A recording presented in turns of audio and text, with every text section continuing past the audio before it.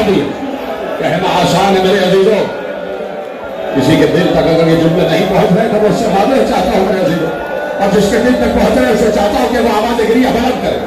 ایسا تاریخ قید خانہ, ایسا محدود قید خانہ کہ امام کے دونوں شانے دیواروں سے ٹکرا رہے تھے, پشت بھی دیوار سے, صرف اس حالت میں کہ رکوع کر سکتے, سر و قد کھڑے بھی نہیں ہو سکتے.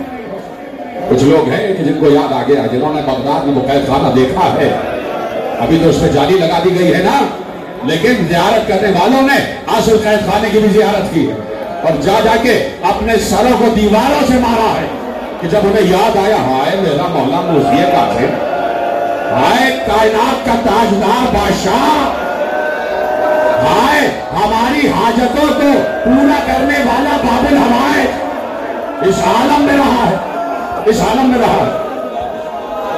عجیب و غریب قید خانہ ہے میرے عزیزوں. میں بڑے تحمل سے ایک روایت پڑھنا چاہتا ہوں اور پھر اس کے بعد دوسری روایت. جب دوسری روایت اختتام پر ہوگی تو تابوت برآمد ہوگا. ہاں, بڑے حوصلے کے ساتھ سنتے جائیں لیکن آہستہ آہستہ گریہ کرتے جائیں. میں بھی سینے پہ ہاتھ مار رہا ہوں, آپ بھی سینے پہ ہاتھ مار. 3 دن ہو گئے میرے مولا کو زہر دیے ہوئے, میرا مولا 3 دن اسی قید خانے میں تڑپا ہے, جگر میں حرارت ہے, دھواں اٹھ رہا ہے, لیکن خدا کی قسم میں کسی مقام پر کہہ رہا تھا اور جملہ دہراتا ہوں کہ اگر کہیں کوئی زہر خورانی کر لے نا, کسی غذا میں فوڈ پوائزن ہو جاتا ہے نا کسی کو, تو فوراً گھر والے لے کے دوڑتے ہیں, ہاسپٹل لے کے جاتے ہیں, طبیب کو دکھاتے ہیں اور طبیب دوا دیتا ہے. اب پڑھنے کے لیے کیا کچھ رہ گیا ہے؟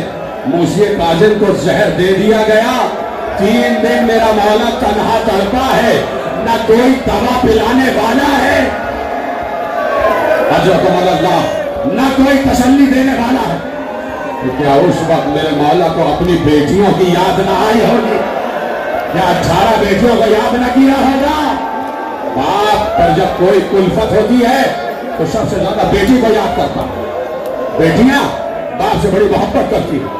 یاد کر رہا تھا میرا مولا موسیٰ کاظم اپنی بیٹیوں کو, لیکن کوئی دوا پلانے والا نہیں, کوئی دوا پلانے والا نہیں. میں دیکھ رہا ہوں میرے نوجوان دوست کیسے گریہ کر رہے ہیں.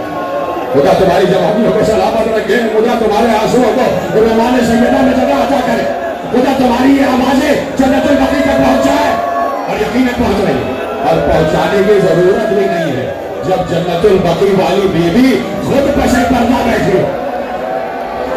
گریہ کرتے رہنا میرے عزیزوں. 3 دن میرا مولا تڑپا, 3 دن تڑپا. ایسے میں بار بار حاکم نے سپاہی کو بھجوایا, دیکھو دم نکلا یا نہیں نکلا, قیدی مر گیا یا نہیں. کہا نہیں, ابھی بھی تڑپ رہا ہے, ابھی بھی سانسیں آ رہی ہیں. جب 3 دن ہو گئے اور سانسوں کا سلسلہ چلتا رہا, اب مجھے نہیں پتا کیسے روایت سنو گے. میں چاہوں تو یہی ختم کر دوں, لیکن مجھے بانیان اعلیٰ سے کہا, بانیان اعلیٰ نے مجھ سے کہا ہے کہ ایک روایت ہے کہ جس کو پڑھنا ہے اس پر اختتام ہوگا, لیکن یہاں تک میرا ساتھ دیتے رہنا, ہائے حسین ہائے کاظم کہتے رہنا. یقیناً بڑی عجیب روایت پڑھنے جا رہا ہوں. میں نے پرسوں وعدہ کیا تھا کہ آج روایت پڑھوں گا. میں نے ایک روضہ خان سے یہ روایت سنی ہے, روضہ خان سے, اور مولا کے روضہ خان سے, مولا کے مسائل پڑھنے والے سے. ایک میں نے روایت سنی جو آپ کے حوالے کرتا ہوں. 3 دن ہو گئے, جب قیدی کا دم نہیں نکلا, بار بار جا کے حاکم کو بتاتے تھے قیدی ابھی زندہ ہے, اس کی سانسیں آ رہی ہیں, جگر کے ٹکڑے باہر آ رہے ہیں, لیکن سانسیں ابھی آ رہی ہیں. حاکم کو غصہ آ گیا, خدا لعنت کرے قاتل موسیٰ کاظم پر, غصہ آیا. اس نے ایک حداد کو, ایک لوہار کو بلوایا, لوہار کو بلوایا, لوہار کے ہاتھ میں ہتھوڑا دیا, اور 4 میخیں بھی, میخیں سمجھتے ہو نا, بڑی بڑی کیلیں, 4 میخیں بھی. لوہار سمجھ گیا کہ حاکم کیا چاہتا ہے. ایک بار لوہار قید خانے میں اتارا گیا, لوہار نے زنجیروں میں بندھے ہوئے ہاتھوں کو کھولا, پہلے اس ہاتھ میں میخ گزارا, پھر اس ہاتھ میں میخ گزارا, آخر میں ایک میخ بچی تو پیشانی. حضرت اللہ, حضرت اللہ. ہاں میرے بھائی کو روکو, میرے بھائی کو روکو, حوصلہ کرو میرے بیٹے. ایک روایت پڑھنے کی مجھے اجازت دے دینا, جس کے لیے مجھے بانیان نے مجھے